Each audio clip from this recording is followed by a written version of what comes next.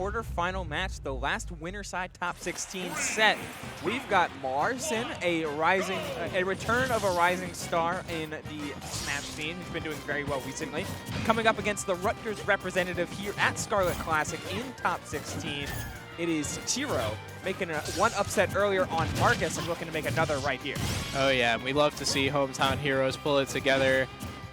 It's going to be a difficult journey from this point onwards, though. Winners, quarters, forwards is never going to be easy at a Jersey tournament, especially when you have so much talent in attendance. And we see Mlarcin demonstrating that talent in full.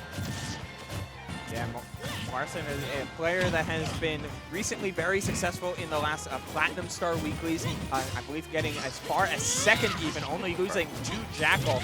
But when you have experience against Jackal's Wolf, other wolves can feel very pedestrian in a lot of ways. Absolutely, and we see Mlarcin finding that damage, really doing good stuff in this matchup. I feel like something common when people fight good representatives of a character is it's easy to like typecast that character almost and assume that everyone's going to play that style, but we see Mlarcin making the proper adjustments to the way Tiro is actually electing to play neutral. Yeah, just doing a very good job at utilizing the insane, not only initial dash, but dash speed of Mythra to force Tiro into these full stage scenarios where Mythra is the only one in burst range. And when you put Wolf on ledge, that's where the Pyra can go to work. That meaty down tilt actually allowing Mlarcin to truly confirm into that up air. That was great stuff. Kind of running away with this lead a little bit. Can't be whipping up smashes like that for free. Oh, did pull the trigger on the up B out of shield with that late dash attack, but just choosing to get out of the corner. And if you're able to reset neutral and switch back to Mythra, you're almost winning neutral as the call out on the spot dodge. Mythra forward smash with a little bit of charge can go a long way. Great timing too. That move is a little meaty, so you have a little leeway, but regardless, great timing on Mlarcin to just wait that spot dodge out and catch it. I like that Mlarcin's constantly committing to the down throw up B as opposed to looking for a lot of damage off of the up airs and back airs. It'd be a little bit hard to chase Wolf, and Wolf there can make things risky. So Mlarcin's settling for that big damage. Yeah, instead, whenever they're choosing to go for overextensions, it's always with the Pyra, and that's where the Pyra comes out, looking for that down tilt, trying to cover with the jabs, but not finding it. Oh, okay. That was Love clean. That What a 70. Almost followed through in full. But yeah, regardless, the start of that was very good. We love the reactions. People just confirming off their jab blocks really well lately. That's those easy punishes that are like, I can go extra with ease, and I know for a fact how every opponent will be in because it's a jab block. It's consistent. Exactly. It's always good to find those consistent answers in fighting games. Stuff where you just kind of stop yourself from thinking, like, gentleman at the ledge. You know, cover a bunch of options at once. You can kind of force them to commit to get up attack or roll and then cover that option. And Mlarcin taking advantage of that.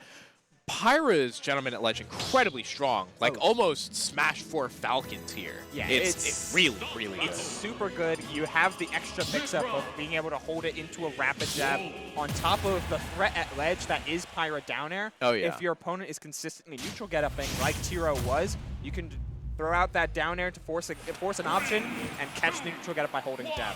Very nice stuff. Exactly, and we even saw Mlarcin confirm off the down tilt at the ledge, right? So the down air isn't the only present threat, because I feel like that's almost a little reactable, right? You know, Pyra stops jabbing, looks for that down air. You have to be a little bit slow on the draw, or maybe be on your second ledge grab to get caught there. But that down tilt is a lot faster and is gonna, you know, present a threat. Not to mention some of the called out the jump as well. Just barely missing the follow-up on the edge guard, but goes for it anyway. Tiro is opening up a second win here. Like there's another can going on as an immediate answer. Like if there was any curiosity of if Tiro could rise to the occasion, he silenced all those questions. Now it's just a matter of, can you walk away with the win? Yeah, absolutely. And not even just the win, but can you make the most of those initial interactions? And if Mlarcin jabs at Casper like that, Tiro's really going to be able to... Ooh, that gentleman in the corner getting so much done. But can't connect these downers, though. Was a little bit too fast with the fastball, and the down air ended up not coming out, and that was a perfect time to do so. Trades blazing in for the laser. Up to? No, doesn't pull the trigger. Really just waiting for Tiro to serve it up on a silver platter. Eventually, at a deficit like this, Mlarcin needs to make a little bit of a commitment. Try with the approaching up air, but Tiro escapes with his life and is just willing to play this laser game, which I can't even blame him for. Exactly. You have to respect it, right? Because Pyra gets so much damage off of just the lightest tap in the world, so you have to give her the space. There's no reason to engage with a character like that if you have a lead on them. Wow, foresight up smash, good reaction stuff, good character moment. Yeah. Take a top tier, ladies. Oh yeah, good decisions begin on the CSS, baby. Gets a throw, down throw into the Chroma Dust, getting a couple extra hits. Ooh, I like that Tiro's been challenging a lot more in these mid-air scenarios. Like, Mythra's not the only fast character on screen, and we're seeing these short hop heights in the mix-up between landing on platform or avoiding it completely. Like, this Wolf is out here moving, and the damage output is racking up on both sides now with a nice call out into the forward air. Oh yeah, these frame traps gonna really present a problem for Tiro though, but finds their way off the corner, or out of the corner rather. Yeah, you're watching Mlarcin whiff a little bit with some of these Pyra aerials, not flinching with Tiro, just instead calling out the dash back with the laser. 150 to 102, whipping the grab, but no up smash came out. Yeah. Up smash was too late as Mlarcin is already prepping the back air, and that's going to be the lead going back in the favor of Mlarcin. Yeah, Tiro just getting a little too over-reliant on these buttons, right? Kind of has to look for grab a little bit more. Mlarcin's been showing shield a lot, and Mlarcin getting these out of shield punishes pretty much for free. I mean, I understand that you need to kill Mythra here, but you just have to be careful with how many buttons you're showing to a player that's not only willing to adapt as well as Mlarcin has been, but also someone well equipped in the matchup, right?